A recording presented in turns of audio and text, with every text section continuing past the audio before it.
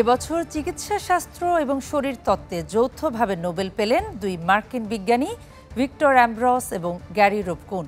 Micro RNA আবিষ্কার এবং post transcriptional জিন নিয়ন্ত্রণে ভূমিকার জন্যই নোবেল জিতেছেন তারা। মার্কিন দুই বিজ্ঞানী ভিক্টর অ্যামব্রস ও গ্যারি রভকুন মাইক্রো আরএনএ আবিষ্কার ও জিন নিয়ন্ত্রণে ট্রান্সক্রিপশন পরবর্তী ভূমিকা নিয়ে গবেষণার জন্য এবছরে দুজনকে বেছে নিয়েছে নোবেল কমিটি।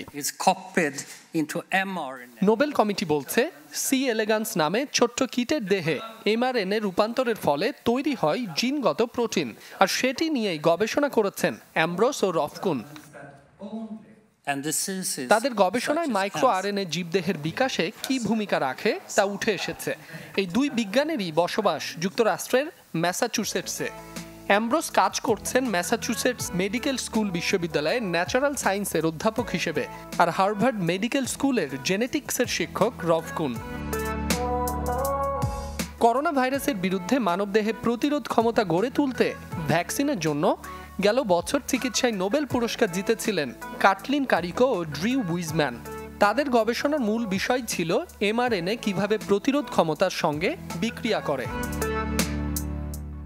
প্রতি বছর অক্টোবরের প্রথম সোমবার ঘোষণা করা হয় চিকিৎসা শাস্ত্র ও শরীরতত্ত্বে নোবেল বিজয়ীদের নাম। সুইডিশ বিজ্ঞানী আলফ্রেড বার্নার্ড নোবেলের নামে 1901 সাল থেকে দেয়া হচ্ছে বিশ্বের সবচেয়ে মর্যাদাপূর্ণ এই পুরস্কার। মাসুম রাব্বি, চ্যানেল 24।